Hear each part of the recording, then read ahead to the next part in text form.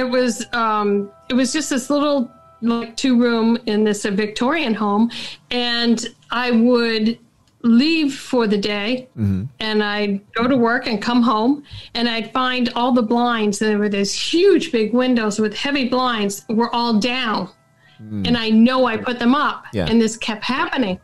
So I started making notes to myself. I put the blinds up. I mean, I'm writing it down. They are up. I know they are, right?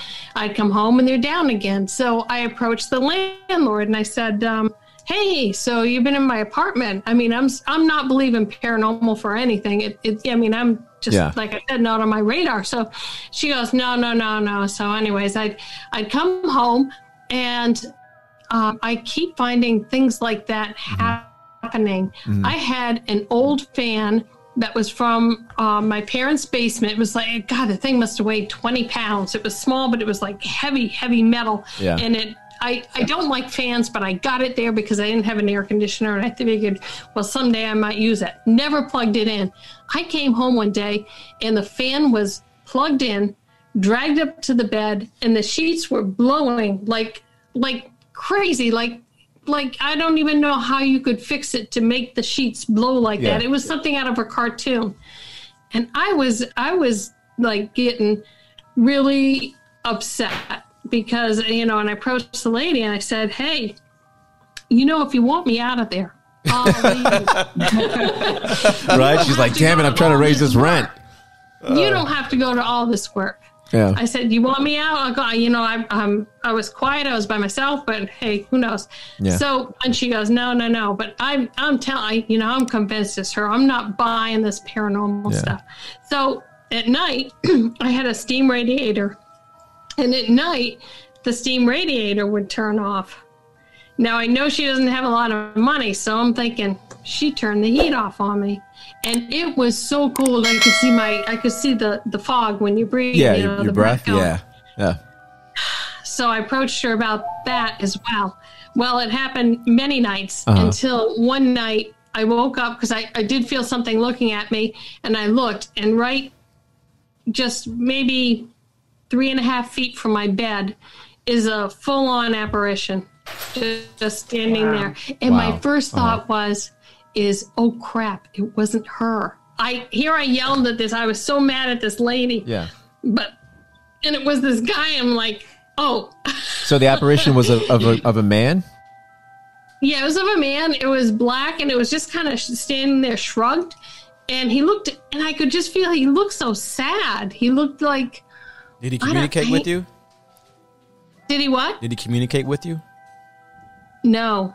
And I just kept staring at it, and then for maybe 10 seconds, and then I looked away and blinked down, and then looked up, and it was gone. But it was there. It was there, and there was no denying it. And at that point, it really throws you into tizzy because everything you were the second before isn't the same as it is now. It changed the fabric of who you are. Yeah. Everything from, you got all these lists of thoughts going through your head. It's like everything I just knew and who I thought I was or knew has changed. So the world that the world that you thought you knew is completely different, like you're saying. Yeah. Right. So your beliefs changed. You opened your eye. It opened your eyes to a whole new world, basically, right? It did, and it makes you question everything from, religion to life after death to is there somebody, or how many people are in here, or there's just so many things that affects, and now your mind's spinning. It's like, okay, so what else isn't real or is real? That what else am I not believing? Makes it really hard to take a shower with a glass door. Yeah, it does actually. Oh my God! No peeking. When the apparition was right there. When the apparition was right there next to your bed, did you have this certain grip of fear that came through? Did like all the other things that happened to you kind of like come back in your mind about the blinds, the fan, that just come through like a? Because now I knew it could move stuff. Oh my goodness. Now I did move out of there within weeks. I found a place, but it definitely I had fear. But then for some reason, the guy looked so sad. I thought to myself, I can kick his ass. Oh, really? Is that what you thought? He really looked weak and like really sad. And he was kind of like struggled up like this. I thought, I got this. I can do, and I just. So what happened? I mean, what happened? You left a week later, right? 2 weeks later? What happened? Yeah. You didn't go back, huh? Here I am. I can kick his ass, and I left. And you left. Exactly. Did you ever find out the history of that, or no? Did you find if someone? No, because I wasn't into the paranormal at all. It wasn't like, oh, let me research this. Yeah. Not even till day you never looked back today. No, I moved away. Oh. Totally. So are there places where there's like more occurrences of ghosts than other places? Is there a reason for that? Definitely. I think the South. Like I hear like Louisiana or the Carolinas. Mm-hmm. I had a friend who was an investigator in North Carolina, and they had stuff going on all the time. But all the battles, all the death that occurs down there, that trapped energy. Mm-hmm. But we even find it around here in Vermont, where it tends to be more towards Lake Champlain. A lot of times it'll be along the water lines. And that may be something to do with Native Americans who settled along the rivers and all, and people being on their land. Yeah. So it seems to be around water, I find a lot. Yeah. Really? Which is odd. Yeah. So what about, because you said that was an old Victorian. Do you think, does it have anything to do with older or newer structures, or it's just, it doesn't matter? Any place could be haunted. I think that was just, I think it was actually the older ladies, the landlord's husband. But no, because we've certainly known people who has houses built in the 80s and 90s. And it ends up being something associated either with the people or with the land and not necessarily the structure. Right. Wow. Yeah, we just had a misfit here. A mishap. What's that? Oh, we just had a ghost. Did you have something go down? My wife just walked in. No, my wife just walked in and hit the light. Wow. The human We have investigated a haunted radio station. Just really? Saying, so you have? We got tons of activity. What kind of qualities do you need to have to be a great paranormal investigator? Hey, I think Raymond's trying to get in your group. Yeah, there you go. I would say detail. Attention to detail. There's so much equipment out there with bells and whistles, and people are getting all caught up with this stuff on TV. Yeah. And it's not that. It's you have to have the basics. You have to have basic investigative techniques, such as keeping notes. When did you start? Where did you go? How did you feel? Who were you with? What were the temperatures in the room? Keeping track of all these details. People are losing that. And I would say that just, taking good old photos. People don't, they're so busy with their equipment. Yeah. They're not taking photos, and photos are a big deal. Always have an audio recorder going with you. Always. There's especially people, you've got a cell phone, then you've got an audio recorder because there's a voice memo on it. So there's the very basics is, don't get all caught up right off into all the great equipment, because it's really all about your technique. Right. And I think too, that patience is a huge thing to have, because, people look for the fun thrill of it. Oh, let me run through, get scared, catch something. Yeah. But what people forget is, say we go to your home for 6 hours to 8 hours of investigating. We probably have a minimum of 4 cameras running. We probably have 4 or 5 audio recorders running. It is the most important thing is to go over every second, whether it's video or audio. Somebody has to listen to that and make notes of sounds and then go back and forth. If something was caught on video, we'll cross-reference it with somebody else's camera or somebody else's. The hours that are spent after an investigation are the most important. That's where you find your evidence. But it's boring as it can be until you get that 1 second. It's worth it. You get that one blip, that one answer to a question. And it's like, it's like treasure hunting. People are out there treasure hunting, and when you get that one gold coin, it makes all the hours worth it for us. Like, woohoo, when's the next one? Exactly. It gives you such a rush. What's the longest you had to wait? Like, what's the longest you put in time to wait for just that one blip or that one sound or that one moment? Well, we've had entire investigations and got 0. So. Oh, yeah. and you're going to think that you're spending your entire Saturday night in somebody's closet, sitting in the dark, talking to an audio recorder. I mean, that's what you're giving up. Wow. You're sitting there. It's like, okay, this is how I'm spending my life now. So how about the guy that we went her and I, right? 2 separate investigations with a haunted cat. Oh, and he wanted us to get in the bed with him so he could tell us. What kind of cat? The haunted cat? What is a haunted cat? This guy was convinced that there was a ghost cat in his place. Okay. Everything from, we'd be laying on the floor looking at a cat toy. It's like, he moved. And I'm like, oh my gosh. And then he's like, well, you got to get into the bed because it'll jump on you. Yeah. And sadly, we must have been really low on cases. Was this a perv? I mean, was this a perv that had a fetish? We did twice. I remember him lying on the bed and saying, come on in, I'll tell you how it felt. It sounds like a pervert. Oh my gosh. So really, the scariest thing about investigations isn't always the ghost. It's the homeowners. And you guys work for free, is that correct? Correct. Yeah. All for free. See, I looked at you guys. The reason you're able to do that is because there's a membership to be in your group, right? You have to pay towards being in it, or no?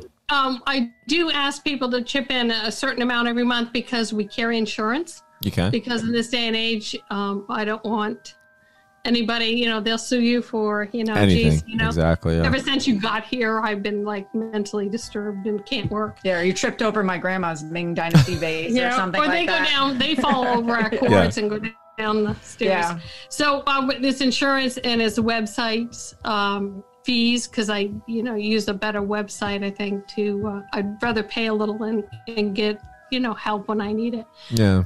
So there is a cost, and then the cost of the equipment and stuff too. Yeah, you guys have like an extensive amount of equipment, like a lot. I mean, I went through your it's page. not even all on there either. I haven't updated it for like 2 years. So holy crap! I gotta do that. I gotta do that. I'm saying you're getting that group money. You got to update that website. I know, right? I'm just kidding. Life is busy. Yeah. I know I'm a jerk. I say it all the time. I'm a jerk. I was going to ask you guys something, and because I was a jerk, I completely forgot it. Don't you hate when that happens? I hate it.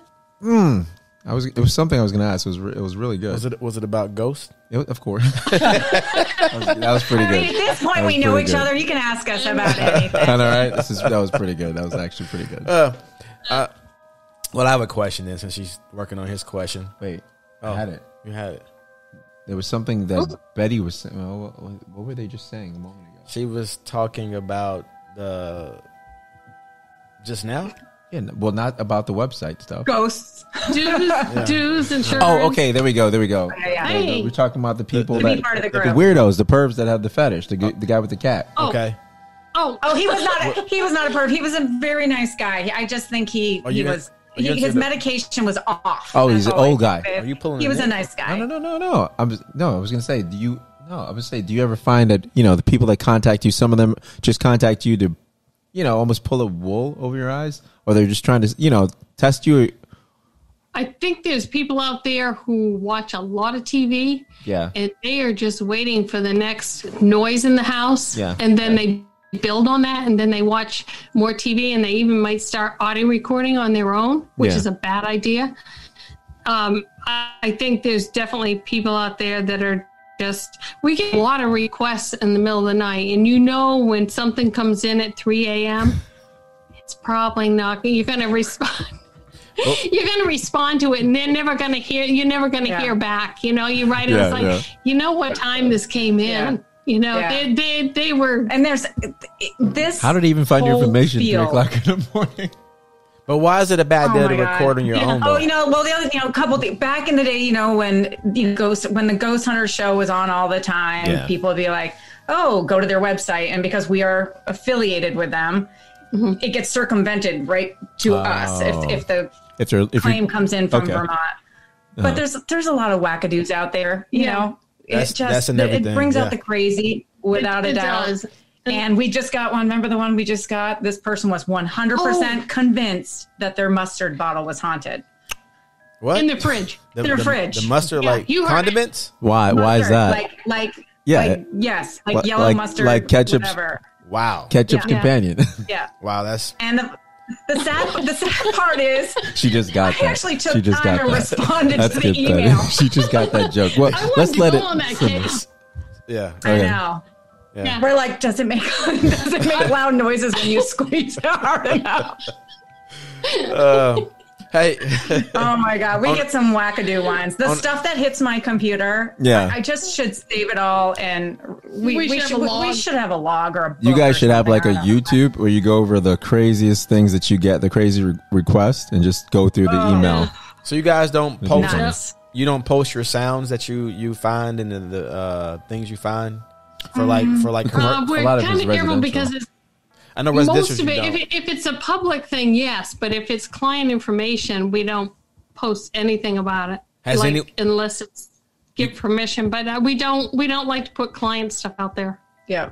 So It's their personal file. You couldn't do it without giving their address or personal information. Probably. You probably could change the information. We could, but a lot of people don't even want that out there. Okay. Like even especially if it's a video file, because now you're showing the inside of their home, and people know their home. So yeah, and it's this is a small area. So, gotcha. but you know, once in a while we do, but.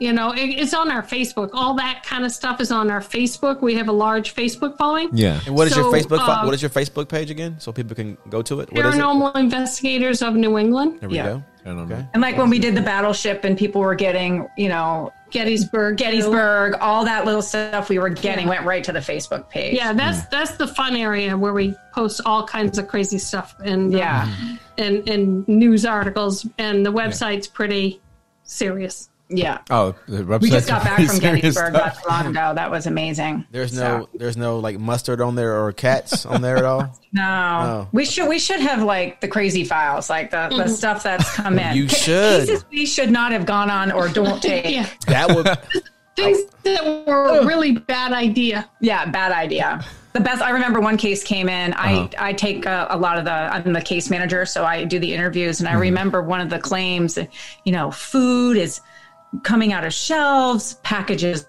are open, stuff is everywhere. And typically I do a phone interview, and then I like to go on site, if at all possible, for an insight interview, because somebody's home can tell you a lot about them. This. And we really want to make sure it's a legitimate case before I grab, you know, investigators and have them give up their night, put miles on their car, etc.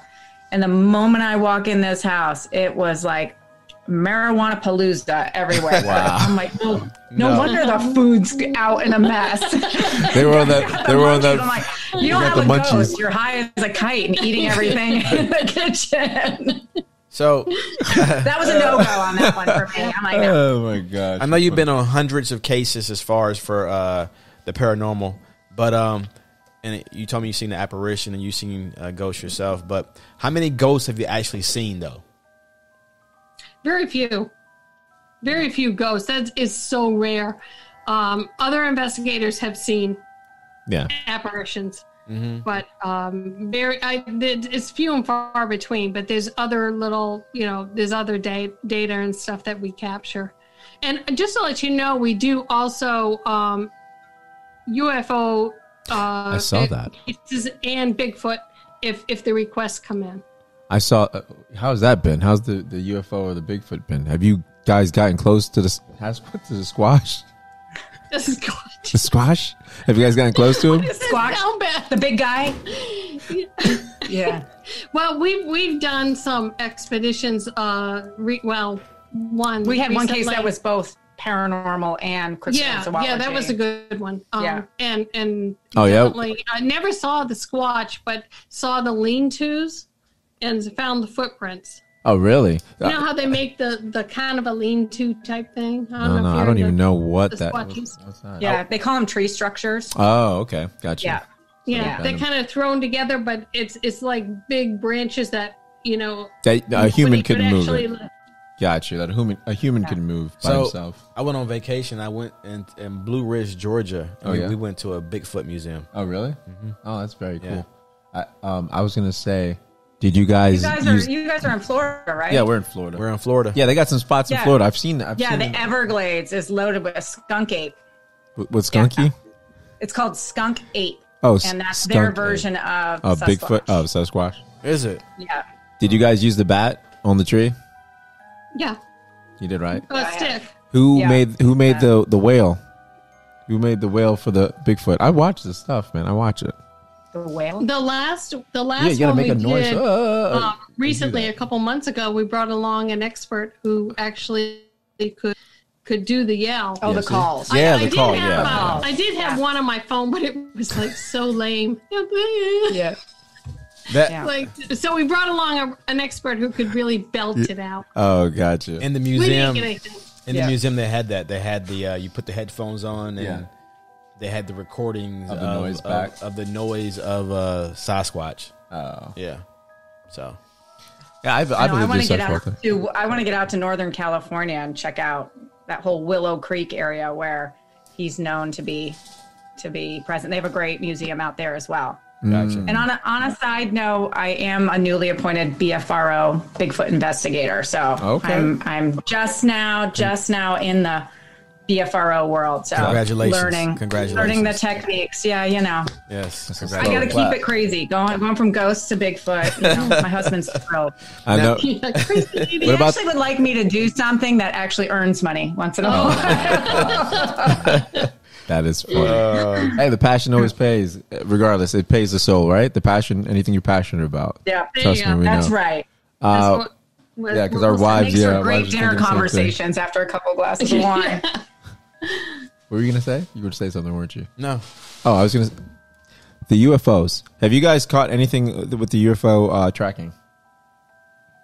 No, nobody thinks of us, I don't think, when it's UFOs. We did get a couple cases in the past where people, actually 2 different people that didn't know each other, reported the same thing on this hill where they saw a UFO come down and reported it, and they didn't know each other. So that was really interesting. We did check that out. We didn't find anything per se, but just, people don't think of, paranormal investigators of New England. They think of, going to like MUFON or something like that. So if we hear something in the area, though, we'll go running out and check it out or try and interview ourselves. It's hard. It's hard. UFOs are hard because they're kind of like there and gone. There's not really a lot of evidence left behind. Yeah, I would think so. With Bigfoot, there's evidence, and paranormal, you're getting audio recordings and things like that. It's one of those things. If you're lucky enough to capture it on camera, amazing. But once it's gone, what do you got? Stuff. Do you guys have things in your house that protect you from? Good question. From ghosts coming or apparitions coming to your house? You have things that no, I do, but I do a cleansing with sage. With sage, I do that every once in a while because I feel like I bring stuff in, from other houses. Yes. So I do that, and I use salt, and I use oil, and I, say a prayer, and it's always, and if I have anything in the house, it's always gotten rid of it so far. So I don't have anything per se, but I do my little ritual thing if I feel like I need to. Mm-hmm. Gotcha. I'm the same way. I've saged a few times. Actually, I spent yesterday making sage bundles. I have a lot of friends that'll have me come in and do their saging for them. I'm like, I don't know why. You can do it yourself. Well, you just walk around and do it? Because I actually have, off topic. Yeah. Well, it is on topic because I bought that the other day just to get negative vibes or energy out of the household. Well, I think Amazon it's better selling. To do it. Like if it's your home, you do it. It's all about putting the intent out there. So we don't offer it as a service. This guy's a jerk. I thought I was a jerk. He said I'm trying to get rid of myself. No, buddy. I live with women. Not like that. No, geez, I forgot my audience. I forgot my audience. I forgot my audience. Man, dang it, guy. Darn it. We're gonna get canceled Listen, already. I live with all men. Okay, see? So wait, okay. So I want to make sure I'm doing it right. They won't come back now. So I say, they'll come back because I'm cool. I saged, right? So what do I do when I sage? Like I walk around and I was, I just like any negative energy be gone, whatever. That's what I did. What should I do? You got to be careful not to lock it in your house. So you start like usually, I don't know if you have a basement. I guess in Florida you don't have basements. No, we don't have basements. No. But you start at the bottom floor typically. Yeah. And you start like coming, like maybe you would start in an outside room, work in up if you have a stairway, and you want to do each room. And you want to hit all four corners of the room and get the smoke everywhere and bring it forward with you as you're walking backwards. And when you cross the line of the threshold of a doorway, you're going to line the doorway with salt. And you're going to make, you're going to use the oil and put little crosses on the archway, on the corners of the door. What kind of oil? And also, essential. Also, as you're doing this, what's that? What kind of oil are you using? What kind of oil? You can use like olive oil would be best. Okay, olive oil. Okay. The way this sounds, it kind of reminds me of an episode of Supernatural. Oh, really? Yeah. Hey, I'm trying to get rid of these negativity spirits. You let this woman finish. You got Betty finish. You might need to sage right now, right there. Yeah. But you also put the crosses on the corners of all the windows too, like as you're doing it. So you want any glass, any mirrors, and any windows, you do it. I mean, if you really want to do it thoroughly, and it takes a while. It's not just running through throwing, smoke around. So I take my time and I do each room all over, and then I work up the stairs, and then I go through the rooms, and I know I'm gonna like open up a final window and have it go out that window. So you're sort of bringing it forward because and each time you cross that a new threshold, you line the salt. You're kind of like sealing it, it in. So it's possible to lock a ghost in a house or in a dwelling or somewhere. Yeah, it is. You guys notice a big difference once you do it? I only do it typically if I can tell something's in the house, and I just recently did it. Yeah. And I can tell the next day that it's gone.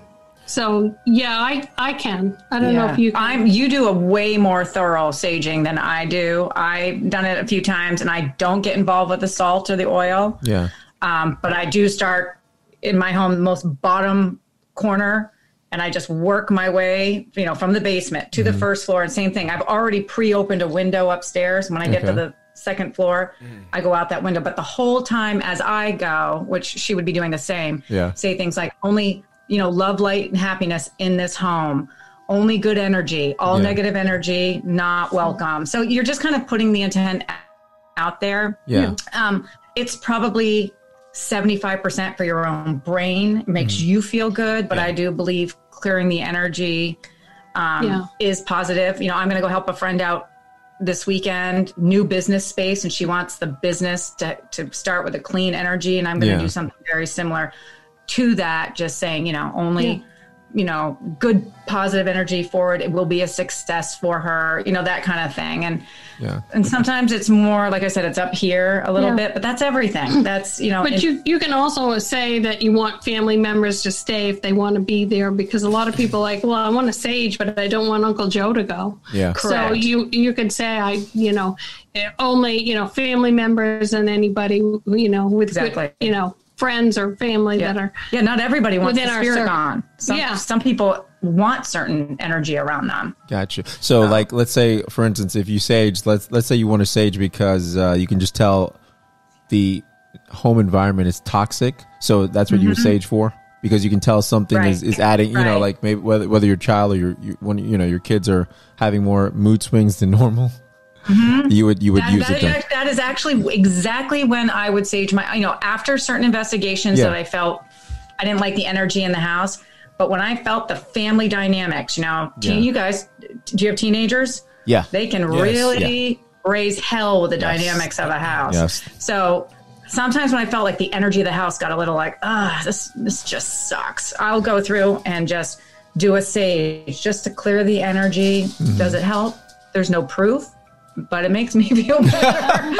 It's something I can do. But I think it does cleanse, the air and the energy in a home. For people or who business, don't, wherever you're doing it. For people who don't know, why do you use sage? It's well, that goes back to Native American beliefs. That's what they used, and so that's where that basis is. You can also use what's much cleaner is Palo Santo wood. And that doesn't smell as bad because sage is pretty. Yeah, white sage is even pretty potent. Yeah, man, it's pretty funky. It's got a funk to it.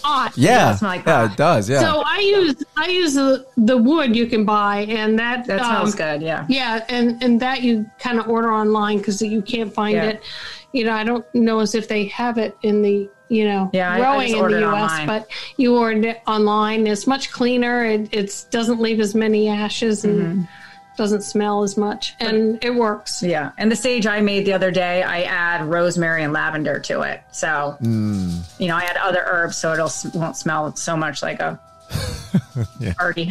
Yeah. Right. The question that you guys wanted me to, the word. What can you tell people who are afraid of the paranormal? What would you tell them? What you do them? And I think the question is, why are people afraid of the paranormal? And I think we kind of touched base on this is because if they have to go down that road and believe in the paranormal, it does change their whole the fabric of who they are. Yeah. And I think we talked about that. Yeah. And they want to stay with what they know. It's safer. It's safer that way. It's almost like with aliens, right? If you then you're not alone. You're like, oh my gosh, we're not. Yeah, exactly. We're not alone. We're not alone. Yeah, and things are not what they said they are. Things are different. Everything's different from now on. There's so much. There's security. Their fear. They got a lot of things. There's also what's really interesting. Is a lot of times the women of the household will believe in the paranormal, but the man won't. Mm-hmm. And it's like, no, I don't. Even if he had stuff happen to him, he won't, admit he believes in it. And I think this is because he always has to fix what's wrong. And now all of a sudden he's got a problem he can't fix. And so the easiest way for him to not go there is just to say, I don't believe in it. To not admit it and not admit to it. Then you don't have to fix it. That's exactly right. Because they can't fix it. Yeah. And so that's, I even did a case once where that was the case and the guy's really stoic, like, no, and as the night went on and things started happening, all of a sudden he broke down crying. So I'm like, we got a situation. He's like, I can help with the paranormal, but not that. You need help. Exactly. You need Jesus.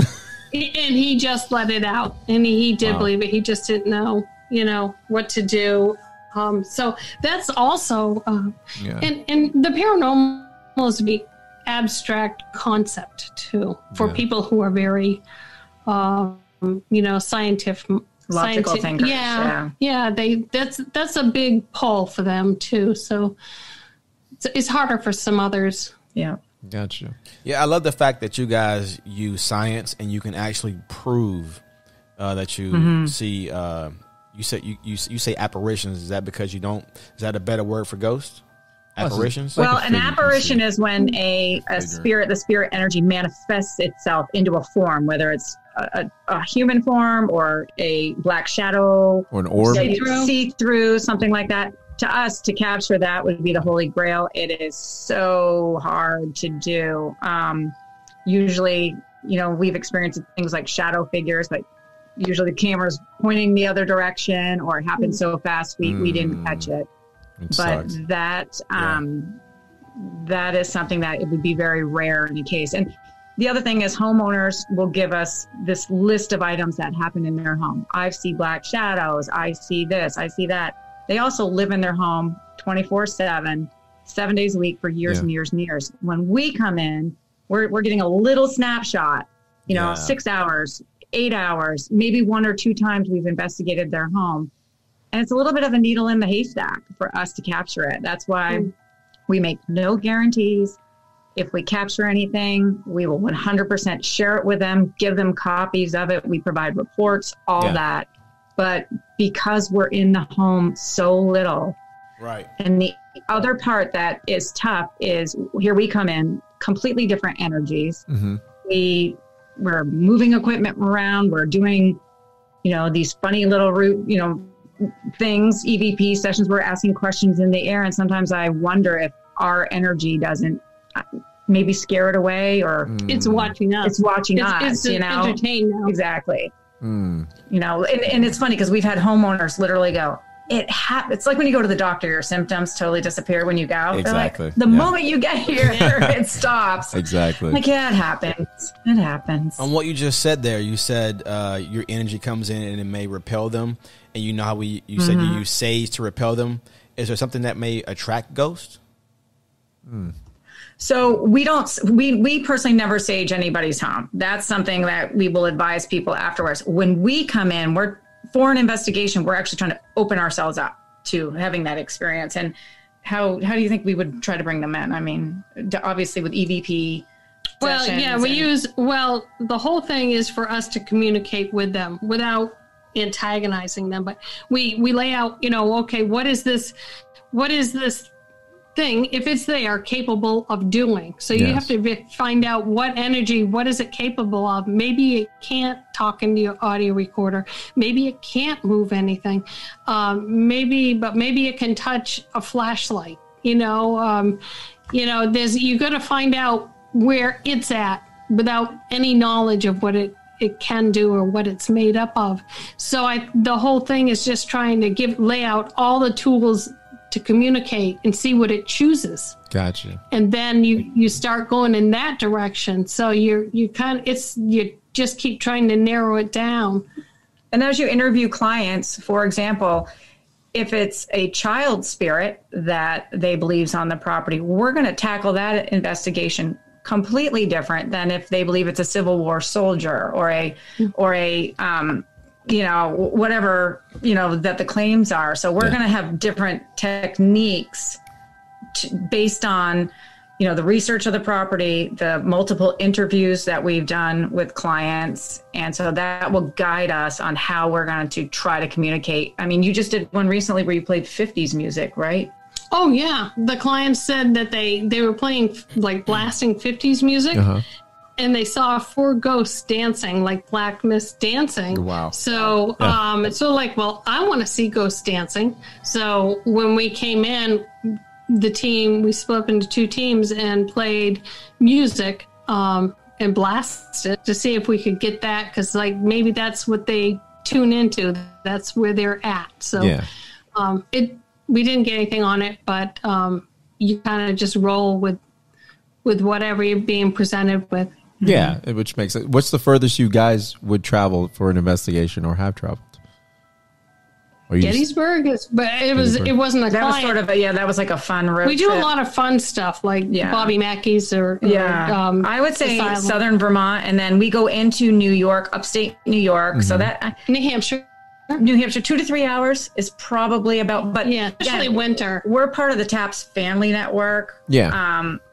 So we have sister teams or brother teams or whatever you want to call it. So if we get because we're of New England, we'll get a lot of cases coming in from Massachusetts and New Hampshire and Maine. And so if I realize that we are tackling one coming up in New Hampshire a little bit further than our normal comfort zone, but it's got too good of stuff happening. Yeah. We're not giving it up. We're not giving it up. But I simply go right through the TAPS family list, reach out to a team in closer to their area and just make sure that homeowner is covered, because that's what we do is really, we're in the business not to run around, get scared and capture evidence. I mean, yes, do we want evidence and proof? Yeah. But the name of the game is helping out the client. First and foremost, right. First and foremost. Gotcha. Well, how many people are in this group network, in this TAPS family? Oh my gosh, I'd have to pull up online, but every state is covered. Every state is covered, and larger states have 2 or 3, and there's international as well. Oh, wow. Vermont's so small, we only have one. We only have one, yeah. But you can certainly look us up online. We get stuff through there. Gotcha. But then we also get stuff through our website. So it's 2 different ways. And Facebook. And Facebook is actually more popular. So we have stuff coming in from different arms of different areas, but but the TAPS family is always handy to use when we know there's a lot you have to do to get verified as a TAPS family team. Is there? So there's a lot. You have to investigate for 5 years. You have to have recommendations. You have to have this. You have to have that. So, we know. Pass background checks. Yeah. I mean, it's all good. It sounds legit. Yeah. Holy crap. We can't be criminals. So. Yeah. At least they haven't found us yet. They haven't found us yet. Thelma and Louise, just saying. I can see it. Where? Okay. So let's say, where do people find you? Where is your website again for the people? pi-ne.org. Org means you're legit. Yep. Org. And then you can Google Paranormal Investigators of New England. We pop right up. The best thing in New England. Facebook. Yeah. Best thing in New England, guys. That's right. Hey. More popular than the We think Patriots. so. Absolutely. Yeah, I don't want to take up any more of your time because I know you guys have been on for a little bit. I know we scheduled in for like an hour and a half, but you guys have been awesome. If you have any more questions, feel free. I know you have a few more, but no, it's fine because I want to do. I'd love to have you guys back on just to tell us one of your craziest cases to walk through on our weird and wacky Wednesdays because it's the spirit of Halloween. Yeah. We have a couple coming up that are real good ones. We've got one that her security camera has caught full body apparition. We almost think it's a too good to be true thing, but you gotta see that. I believe she's legit. This is the case in New Hampshire that we're gonna go do. We gotta see that. That if she's willing to. We gotta see that if the client's willing to show it. We need to go through the case. We also are really conscious of people's privacy, but we've also got a haunted dealership that we're going to be doing next month. Is it your husband's? The claims are pretty cool. Is it your husband's dealership? Is it your husband's? Yes. Is it really? So my husband is really? 5, Oh and my God. This is one up on near the Canadian border, not terribly far, and the folks working in the office. It's not on the main showroom floor. It's a building they just acquired, but the folks up in the office got some pretty crazy claims. I was just there on an interview, and surprised me what was going on. And look who they called. Mm-hmm. Yeah, I know. Isn't that right? Not only does my husband not want to sponsor anything, right. He wasn't really excited that I rode to work with him that day and walked in.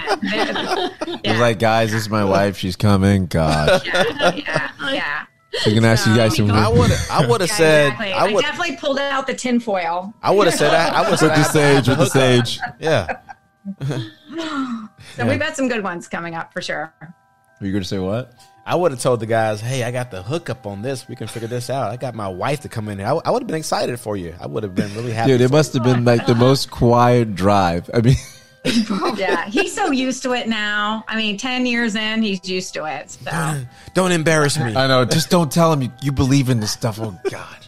I know. He won't admit that he believes in it now. Gosh, Karen. Yo, he probably gave you the courtesy vehicle. What's that? Awesome. Oh, that's to learn golf. But listen, thank you guys for being so informative, and I really appreciate you guys for coming in here and spending your time with us. We really apprite you. I do as well, but I do have a joke. Welcome. They drove in together. They drove in together in the dealership, and she left with a courtesy vehicle. Like, honey, you drive. You can have it for a week. You can find your own ride. Exactly. Absolutely. Yeah. Thank you guys. You guys have been awesome. You ladies have been wonderful. And like I said, I would love to have you guys on again to talk about one of your cases, a couple of your cases, and we'll just leave it at that for you. We won't interrupt. Promise. Hey, thanks. It's been a blast. Thank you. We appreciate it. Thank you. We'll let you know when the episode is out. All right. Great. Awesome. Well, stay safe out there. Oh, you as well. Yes. Ghostbusters? Yes. Bye. Take care. Yes. Bye.